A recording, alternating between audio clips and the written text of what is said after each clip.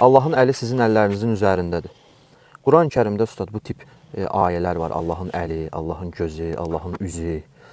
Və bəzi firqələr bu ayələri dəlil gətirərək deyirlər ki, Allahın əli var, Allahın üzü var, Allahın gözü var. Allaha qətiyyən məxluqa nisbət vermək olmaz, bənzətmək olmaz. Allah elə bir varlıqdır ki, bənzəri yoxdur.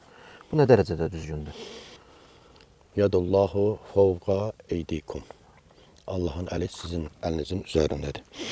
Bunu deyən firqələr bu cür düşünürlər ki, əgər Quranda Allah əl deyibsə, Allahın əli var. Göz deyibsə, Allahın gözü var. Üz deyibsə, Allahın üzü var və bəzi hədislərdə hətta ayağı da var.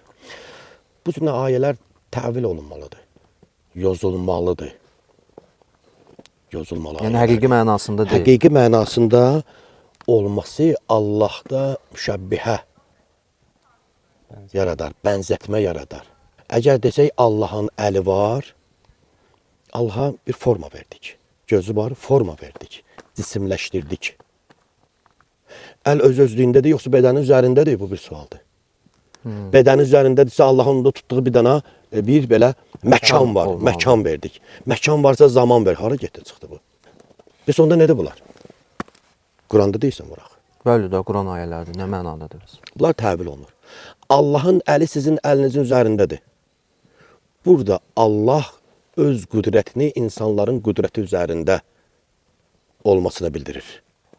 Əl yəni qüdrət mənasında. Qüdrət mənasına təvil olunur. Allahın gözü elm mənasına təvil olunur. Hətta ərəbin özündə də və bizim özümüzdə də, digər xalqlarda da bu cür ifadələr çoxdur. Məcaz ifadə. Məcaz ifadələr. Məsələn, belə bir ifadə işlədir. Deyir, buna ancaq dövlətin əli çatar. Dövlətin xüsusi əli var? Yoxdur. Yəni dövlətin gücü, qüdrəti. Gözüm sənin üzərindədir. Gözüm sənin üzərinə qoymuşam. Yəni mənim səndən məlumatlıyam, nəzərim üzərindədir, xəbərdaram. Allah göz dedikdə buna işarə edir. Ayaq hökmranlıq mənasını bildirir. O ayağı qoyduğu yerdə falan şeylər olar. Yəni o hökmdən gedir söhbət. Bunlar təvil olmalıdır.